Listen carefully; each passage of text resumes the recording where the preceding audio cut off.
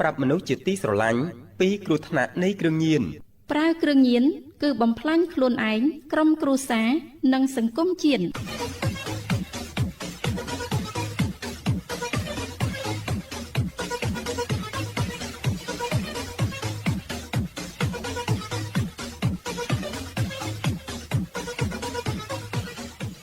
លោកអ្នកនាងកំពុងស្ដាប់ការផ្សាយរបស់វិទ្យុ FM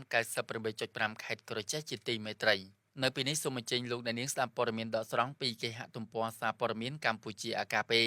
ស្ដីពីមន្ត្រីជាន់ខ្ពស់ក្រុមប្រឹក្សាអភិវឌ្ឍកម្ពុជាបានដឹកនាំគណៈប្រតិភូកម្ពុជាបំពេញទស្សនកិច្ចនៅការិយាល័យកណ្ដាលនៃក្រុមហ៊ុនសាជីវកម្ម Manulife Financial Corporation មន្ត្រីជាន់ខ្ពស់ក្រុមប្រឹក្សាអភិវឌ្ឍកម្ពុជាបានដឹកនាំគណៈប្រតិភូកម្ពុជាបំពេញទស្សនកិច្ចនៅការិយាល័យកណ្ដាលនៃក្រុមហ៊ុនសាជីវកម្ម Manulife Financial Corporation ដែលមានទីតាំងស្ថិតនៅក្នុងទីក្រុង Toronto ខេត្ត Ontario ប្រទេសកាណាដាដើម្បីសិក្សាស្វែងយល់អំពីហេដ្ឋារចនាសម្ព័ន្ធការងារបែបទំនើបនិងប្រតិបត្តិការប្រចាំថ្ងៃក្រោមការទទួលបដិសណ្ឋារកិច្ចដ៏កក់ក្ដៅពីសំណាក់លោកនាយកប្រតិបត្តិ Phil Wittering ព្រមទាំងបន្តដោយកិច្ចពិភាក្សាការងារទុកមូលជាមួយស្ថាប័នជាដៃគូ Manulife និងស្ថាប័នពាក់ព័ន្ធមួយចំនួនទៀតឯកឧត្តមសុនចន្ទថុលឧបនាយករដ្ឋមន្ត្រីអនុប្រធានទី1ក្រុមប្រឹក្សាអភិវឌ្ឍកម្ពុជាបានដឹកនាំគណៈប្រតិភូកម្ពុជាអញ្ជើញបំពេញទស្សនកិច្ចនៅការិយាល័យកណ្ដាលនៃក្រុមហ៊ុនសាជីវកម្ម Manulife Financial Corporation ដែលមានទីតាំងស្ថិតនៅក្នុងទីក្រុង Toronto ខេត្ត Ontario ប្រទេសកាណាដាដើម្បីសិក្សាស្វែងយល់អំពីហេដ្ឋារចនាសម្ព័ន្ធការងារបែបទំនើបនិងប្រតិបត្តិការប្រចាំថ្ងៃក្រោមការទទួលបដិសណ្ឋារកិច្ចដ៏កក់ក្ដៅពីសំណាក់លោកនាយកប្រតិបត្តិ Phil Wittering ព្រមទាំងបន្តដោយកិច្ចពិភាក្សាតុមូលជាមួយស្ថាប័នជាដៃគូរបស់ Manulife និងស្ថាប័នពាក់ព័ន្ធមួយចំនួនទៀតនាព្រឹកថ្ងៃពុធទី29 ខែតុលាឆ្នាំ2025ម៉ោងក្នុងតំបន់នៅក្នុងកិច្ចពិភាក្សាការងារតុមូលនៅព្រឹកនេះមានការអញ្ជើញចូលរួមពីសំណាក់លោកជំទាវសារ៉ាវីសាវជំនួយការជាន់ខ្ពស់អមមនុស្សរដ្ឋមន្ត្រីពាណិជ្ជកម្មអន្តរជាតិនិងជាឧត្តមស្នងការពាណិជ្ជកម្មនៃក្រសួងកិច្ចការសកលរបស់កាណាដាព្រមទាំងថ្នាក់ដឹកនាំពីស្ថាប័នពាក់ព័ន្ធរួមមានធនាគារជាតិនៃកាណាដាក្រុមហ៊ុនសាជីវកម្ម Manulife Financial Corporation និងក្រុមហ៊ុនធុរកិច្ចកាណាដាអាស៊ានគោលបំណងសំខាន់ៗនិងកិច្ចពិភាក្សាការងារតុមូលនេះរួមមានជាអានទី1ការអភិវឌ្ឍទំនាក់ទំនងលើកកម្ពស់កិច្ចសន្ទនាស្ដីពីយុទ្ធសាស្ត្រជាក់ស្ដែងក្នុងការពង្រឹងកិច្ចសហប្រតិបត្តិការសេដ្ឋកិច្ចទ្វេភាគីរវាងកាណាដានិងកម្ពុជាទី2ការទាក់ទាញវិនិយោគតាមរយៈការផ្សព្វផ្សាយពីសក្តានុពលវិនិយោគនៅកម្ពុជានិងការបដិញ្ញាចិត្តរបស់រដ្ឋាភិបាលកម្ពុជាក្នុងការកែលម្អបរិយាកាសធុរកិច្ចនិងទី3ការស្វែងរកនិងឱកាសដើម្បីចែករំលែកជំនាញបច្ចេកទេសរបស់កាណាដាទៅដល់កម្ពុជាសម្ដៅអភិវឌ្ឍមូលធនមនុស្សឲ្យស្របទៅនឹងតម្រូវការរបស់ធុរកិច្ចជាពិសេសក្នុងវិស័យអាទិភាពកិច្ចពិភាក្សាការងារតុមូលនេះគឺជាព្រឹត្តិការណ៍ដ៏សំខាន់មួយដែលត្រូវបានរៀបចំឡើងដើម្បីពង្រឹងកិច្ចសហប្រតិបត្តិការសេដ្ឋកិច្ចនិងធុរកិច្ចរវាងកម្ពុជានិងកាណាដាជាពិសេសក្នុងក្របខ័ណ្ឌនៃយុទ្ធសាស្ត្រ Indo-Pacific របស់កាណាដាតាមរយៈកិច្ចពិភាក្សានេះដែរបានឆ្លុះបញ្ចាំងឲ្យឃើញពីនិន្នាការវិជ្ជមាន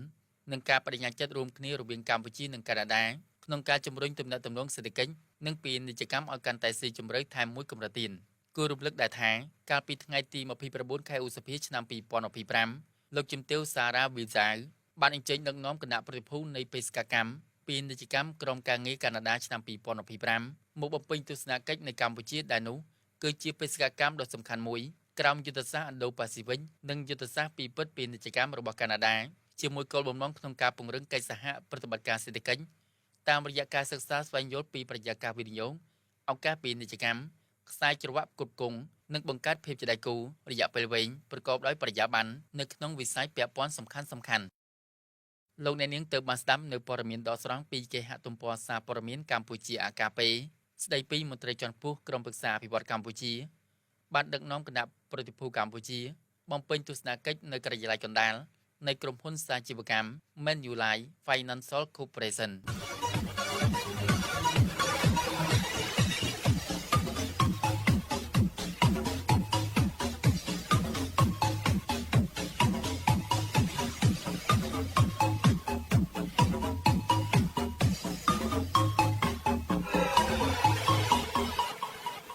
កុំយកអនាគតដ៏ស្រស់ថ្លារបស់អ្នកទៅជាប់ជំពាក់នឹងគ្រឿងញៀនស្វែងរកវិជ្ជាកិត្តិយសមានសេពគ្រឿងញៀននាំមហន្តរាយ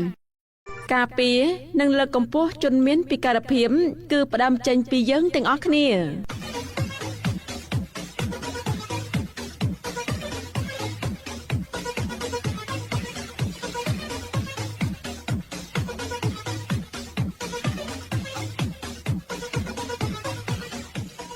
សួស្តីលោកអ្នកនាងកំពុងស្ដាប់ការផ្សាយរបស់ស្ថានីយ៍វិទ្យុ FM 98.5 ខេត្តក្រចេះជាទីមេត្រី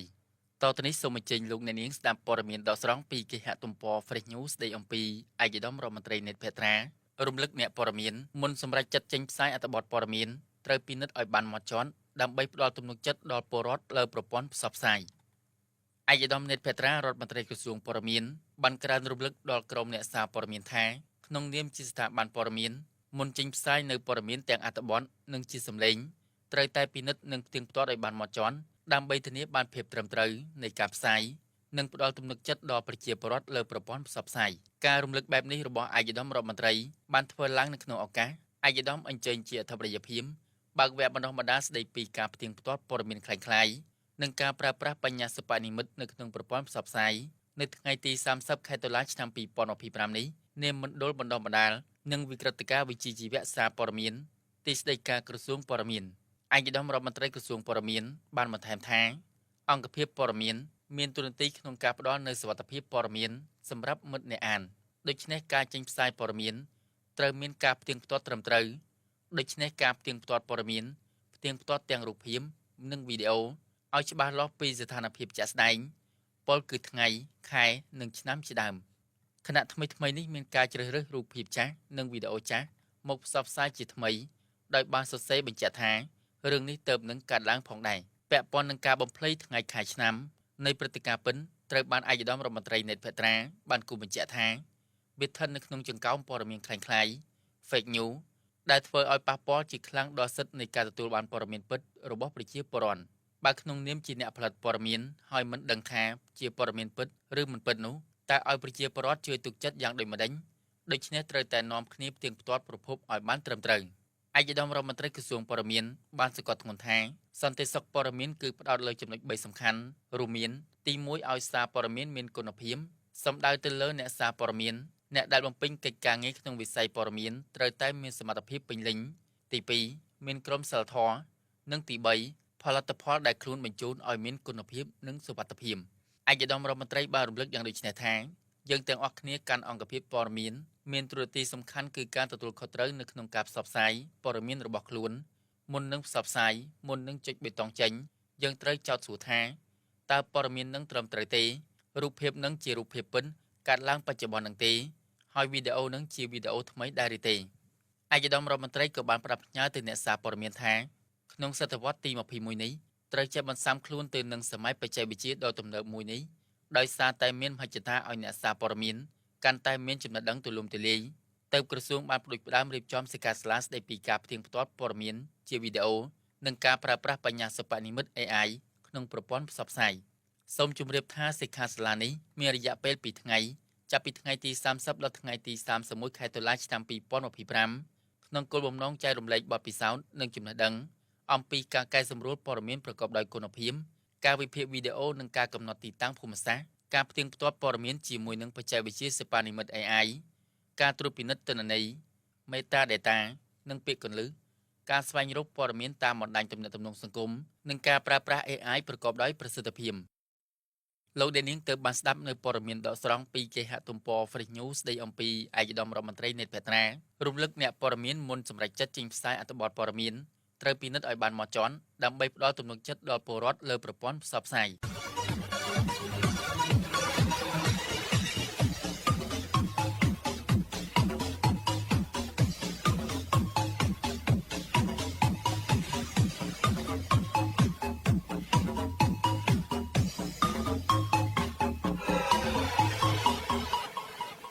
សុខចិត្តបើកបរយឺតប្រសើរជាងបង្កគ្រោះថ្នាក់ដល់ខ្លួនឯងនិងអ្នកដទៃ